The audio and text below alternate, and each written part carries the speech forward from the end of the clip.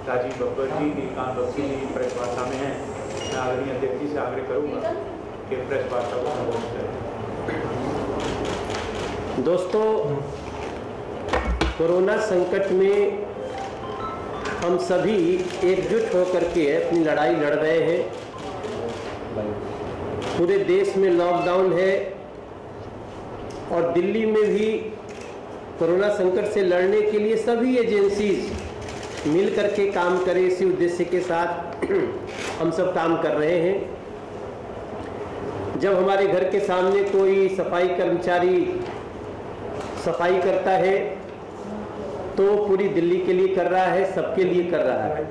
Sanitise कर रहा है तो सबके लिए कर रहा है, जो कि बहुत ही आवश्यकता है।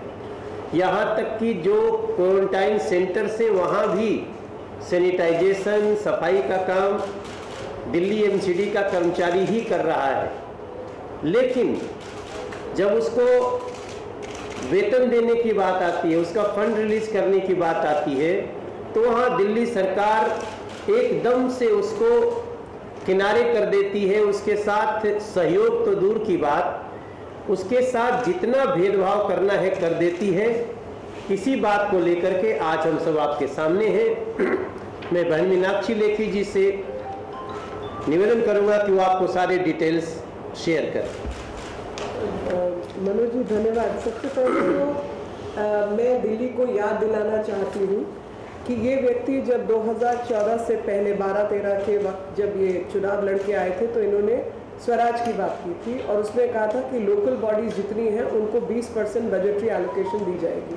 और 20% तो छोड़िए, जो तीसरा वेतन आयोग उस समय तीसरा फाइनेंस कमीशन चल रहा था उसको भी इन्होंने लागू नहीं किया। और तीसरे फाइनेंस कमीशन के द्वारा जो डाटा था प्लान और अनप्लान में 2006 से 11 के बीच में, वो पूरा नहीं दिया गया।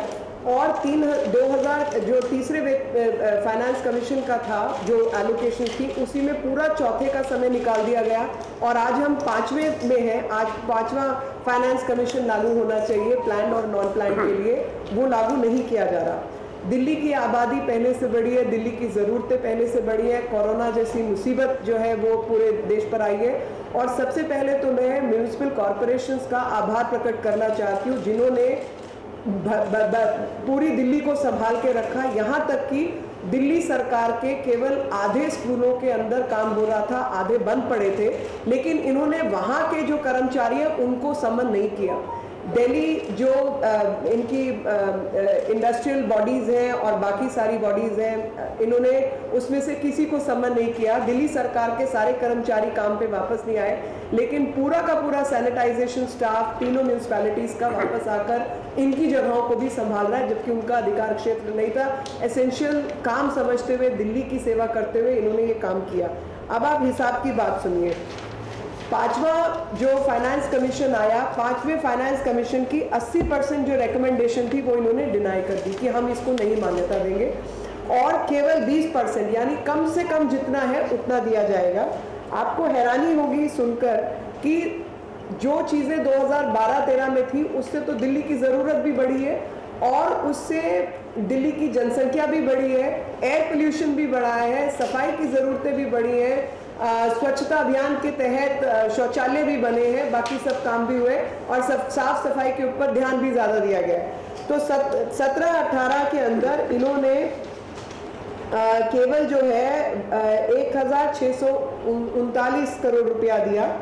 उसके बाद 18-19 में वो घटाकर 918 कर दिया गया और 2019 और 21 में उसको घटाकर भी 741, जिसमें से नॉन प्लान के तहत केवल 145 करोड़ रुपया दिया है और 810 करोड़ दिया है और 1093 दिया। तो लेजिस्लेटिव डायरेक्शन होने के कारण 2000 करोड़ की जो मांग है वो बनती थी केवल एक म्यूनिसिपल कॉर्पोरेशन की। और नॉर्थ एमसीडी के मेयर हमारे साथ अवतार सिंह जी बैठे हैं, उनका अपना डाटा है, ईस्ट वालों का अपना डाटा है, और इन्होंने किसी को भी पूरा नहीं किया गया। और इस दौरान आपको अगर मैं डाटा की बात बताऊं तो आपको हैरानी होगी कि अप्रैल 2020 तक जो वेतन और भत्ते थे उसमें डॉक्टर्स, पैरामेडिकल कर्मचारी, सफाई कर्मचारी को एसडीएमसी ने पे किया है, नॉर्थ एमसीडी ने पे नहीं किया है, ईस्ट एमसीडी ने पे नहीं किया है, क्योंकि उनके पास उतना पैसा भी नहीं है। राज्य सरकार द्वारा दक्षिण म्युनिसिपल कॉरपोरेशन को तकरीबन 1072 करोड़ रुपया सालाना देना होता है और इस वर्ष उन्होंने इसको नहीं दिया, पिछले साल भी नहीं दिया। और कई महीने बाद जो SDMC के पैसे हैं वो 184 करोड़ रुपए की एकदम से ज़रूरत है, तुरंत आवश्यकता है सिर्फ तनख्वाहें देने के लिए।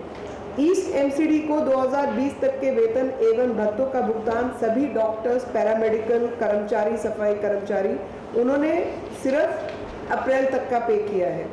पूर्वी MCD के द्वारा जो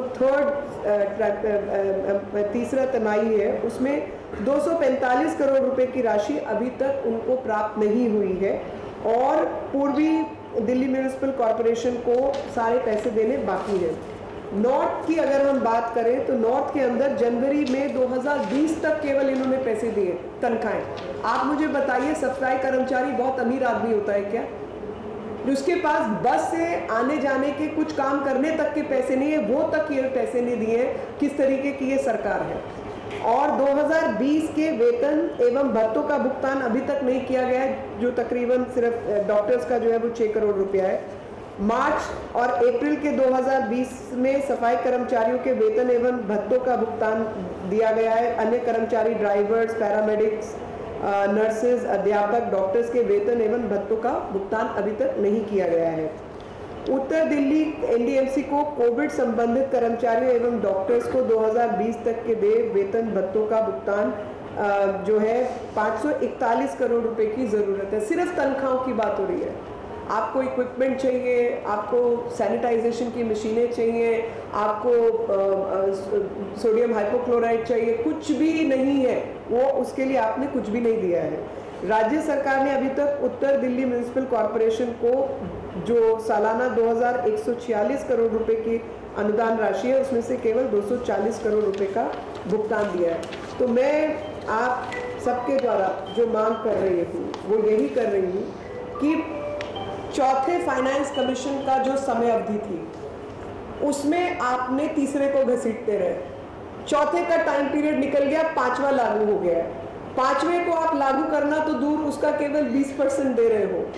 कहीं ना कहीं म्यूनिसिपैलिटीज को खत्म करने की साजिश है एक ऐसी सरकार द्वारा जो आप लोगों का सहारा ले रही है, जो कुछ और काम नहीं कर रही। कुछ लोग काम करके प्रचार प्रसार करते हैं और कुछ लोग केवल प्रचार प्रसार पर सरकार चलाते हैं। और आज दिल्ली की सरकार केवल और केवल प्रचार प्रसार पर सरकार चला रही है। हर जगह पर वो फेल है। माइग्रेंट लेबर्स का क्या हाल किया है आप अच्छी तरह जानते हैं। 36,376 टन जो है वो इनको अनाज केंद्र ने दिया है, लेकिन उसमें से इन्होंने केवल 63 टन बांट पाए हैं। इन्होंने वो तक नहीं बांटा है। जो सुविधाएं हैं वो दिल्ली सरकार नहीं बल्कि म्यूनिसिपैलिटीज या केंद्र सरकार प्राप्त करवा रही है, वहां पर भी इन्होंने नहीं किया। PPE की नाटक नौटंकी इन्होंने की है। ये सरकार निकम्मी तो है ही, लेकिन प्रचार प्रसार से सरकार नहीं चलती। ये दिल्ली की जनता को समझ आ जाना चाहिए आज म्यूनिसिपैलिटीज की तरफ से कि म्यूनिसिपैलिटीज के बिना कोई भी सरकार नहीं चल सकती, ऐसा मैं मानती हूँ। और अगर म्यूनिसिपैलिटी को खत्म किया गया तो आप कोरोना की लड़ाई पर नहीं जीत सकते। अगर कल सारी म्यूनिसिपैलिटीज घर बैठ जाए तो आप सोचिए दिल्ली बदहाल हो जाएगी। अब क्योंकि वो लोग काम कर रहे हैं और उनके पास आने जाने के तनख्वाह, बच्चे पालने का कुछ भी पैसा नहीं है, तो आप उनको पैसे रिलीज करें। इस तरीके से जो है सरकारें काम नहीं करती और ये निकम्मेपन से बाहर उभरने की जरूरत है। कथनी और करनी का जो अंतर है वो साफ दिखाई देता है। मनोज भाई ने जैसे बताया कि ये वो लोगों की सरकार है जो कोरोना वॉरियर्स के खिलाफ वॉर कर रही है। कोरोना वॉरियर्स के लिए काम नहीं कर रही बल्कि उनके खिलाफ लड़ रही है। और इस खिलाफत के लिए मैं चाहूँगी आप लोगों का जो सहयोग है वो मिले, ताकि पूरे क्षेत्र को पता चले और इस सरकार पर दबाव बने कि म्यूनिसिपैलिटीज़ को ख़त्म करके दिल्ली कभी नहीं सुधर सकती। दिल्ली के पास अगर सफाई है, स्वच्छता है, इक्विपमेंट है, मैन पावर है, ट्रेन मैन पावर है, वो सबको काम करना होगा तो उनके लिए पैसे भी खर्चने पड़ेंगे। म्यूनिसिपैलिटीज़ का बजट बढ़ना चाहिए, ना कि घटना चाहिए। बहुत बहुत थैंक यू वेरी मच। बहुत बहुत धन्यवाद। कोई प्रश्न?